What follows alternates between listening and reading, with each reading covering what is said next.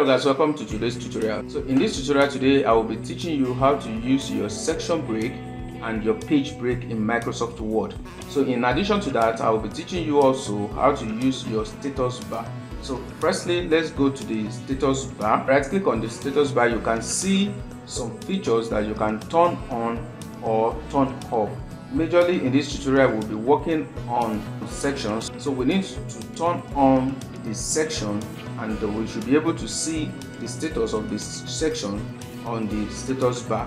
For now, we have only one section. Okay, so beside it you can see section 1, but we don't want to be right clicking all the time to see the status of the section.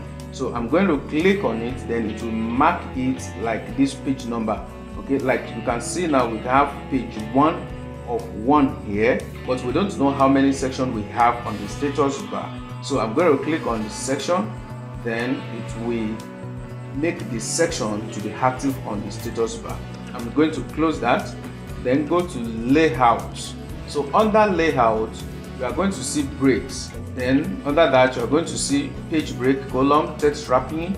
Then you are going to see section break also. So for this tutorial, we are going to be working on page break, section break on next page, then section break continuous. Then I will be teaching you the use of each one. Now let's start with something here. Let's try to generate a random text here. I have a full tutorial on this one if you check my channel, and if you want to check my channel, you can kindly click on the name of my channel below this video, then it will land you on the home page of the channel. Then you can check my playlist and other videos that I've done in this channel. Okay, so let's continue with this tutorial. To generate random text, type equals to RAND, which stands for random. Then you introduce parentheses. Now if you want to have like 5 paragraphs of text, you can put 5, comma, how many lines? Maybe I want it to be 7 lines per paragraph, then I put 7 here. So this command is going to give me 5 paragraphs with 7 lines each. Then I press enter on my keyboard, so it will generate a random text for me to work with. Okay, now let's go back to the layout. Then under page break, for instance, I want to drop paragraph 4 and 5 to the next page. The usual way you may note may be that you press enter, enter, enter, enter on your keyboard till it gets to the next page, but that is not the correct way to do that. So if you want to drop these paragraphs to another page, the right way to do it is to come to the breaks. Under page breaks, then you click on page, then it will drop to the next paragraph from where you have your cursor. Okay, alternatively, let me Ctrl Z to undo what I did. So alternatively, you can put your cursor here, then hold Ctrl on your keyboard and press enter on your keyboard, then it will drop the text to the next page. Now let's move to section break. Let's start with section break, next page, and then we'll come back to section break continuous. Now let me undo this so that this can come back to the first page. Now if we want to have a section page, I want to put my cursor after this text. I want to put my cursor after this text. Now I go to breaks and come to section break next page. So if I click on it, you will see that it has created another page for me. But if you watch my status bar here, we now have 2 sections. Before it was 1 section, but now it is now 2 sections.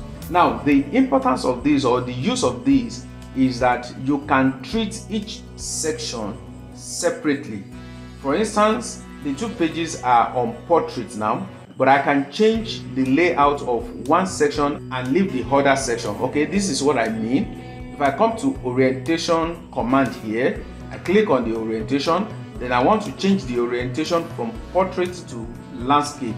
So I'm clicking on landscape, So as you can see, the first section, which is the first page here, is portrait, while the second section is landscape. Okay, let me zoom out, okay, so that you can see. So you can see the two pages now. This is first section and this is another section. You can have as much as possible number of pages in one section. If I hold my control and press enter, then it will add another page to this first section. So as you can see, the first section is now having 2 pages, while the second section is having just 1 page. So now if I add another page here, let me add 2 pages. Now I'm having 2 pages in the first section and 3 pages in the second section, but I may decide also to break section here.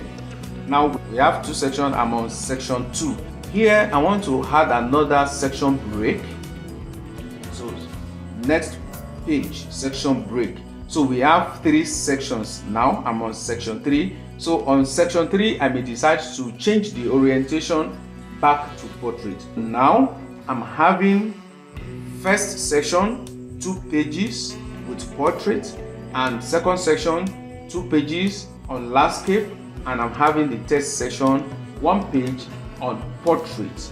Now at times you may be working on tables and the table is so long that you need to work with landscape, though you don't want to turn the entire document to landscape. It should be on portrait, but only the table you are creating, you just want it to be on a landscape, so you can use section break to achieve that.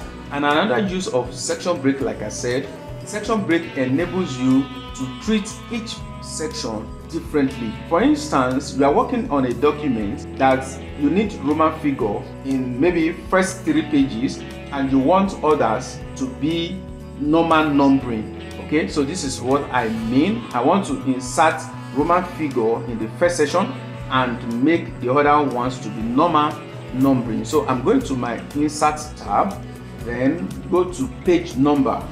Okay, so I'm choosing my page numbering here. So as you can see, the page number has been added. Let me zoom.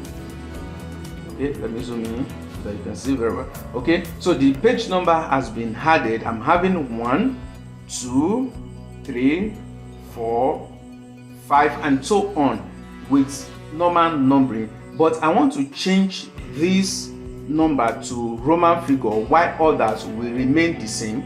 So I go back to my insert tab, go to page number, then I format page number. I click on format page number. Okay, then I change it to Roman figure here and click OK.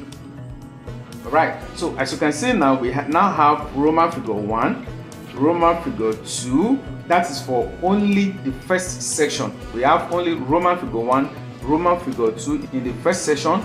Then the second section, we have 3.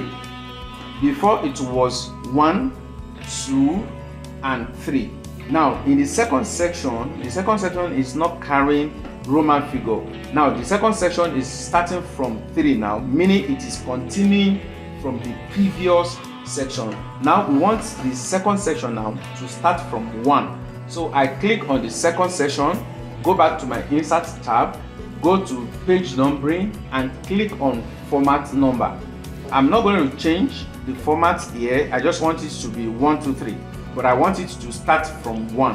Why it is starting from 3 is that it is continuing from previous section. You can see it here. So I'm going to uncheck this and click on start at 1. Okay, then I click OK. Now as you can see now, the first section now is now having Roman figure 1, Roman figure 2. Then the second section is having 1, 2, 3, and so on. Alright, so that is one usefulness of section break. It allows you to treat the sections differently. Let's go back to the layout and treat section break continuous. Now if I put my cursor here, I want to treat this first paragraph differently from the rest. So I put my cursor before the second paragraph, then go to my breaks command and click on section break continuous. So with this, it will treat the first paragraph differently from the second paragraph. Now for the second paragraph, now let's assume that I have the write-up here, but I want this second paragraph downwards to be 2 columns. Then I come to the columns. After I've put my cursor here, then I come to columns and choose the columns to be 2. Then as you can see, the first paragraph assumes normal write-up which spans through the document. Then from the second paragraph, I'm now having 2 sections. Okay, so that is what section break continuous can enable you to do. So it will enable you on the same page to treat some text differently from the other text. Now, for instance, somebody sent a document to you. You want to see how the person has used page break and section break. When you see the document, you can see here now we are having 4 sections already. Okay, I'm in section 4 here. Because of this section continuous, it was 3 initially, but because of this section continuous, it is now 4. So I'm having 4 sections here, but I don't know where the section is starting from. I don't know where it is ending because it is another person's document. Now, if you want to see your page breaks and section breaks, you come to Home tab and click on this command here, show hide, under paragraph group. Okay, show hide. If I click on it, then it is going to show to me.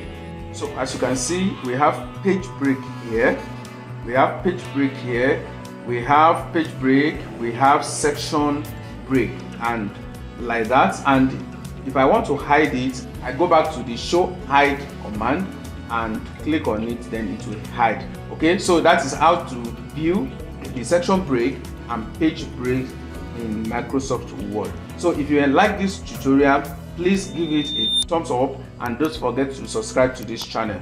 See you in my next tutorial.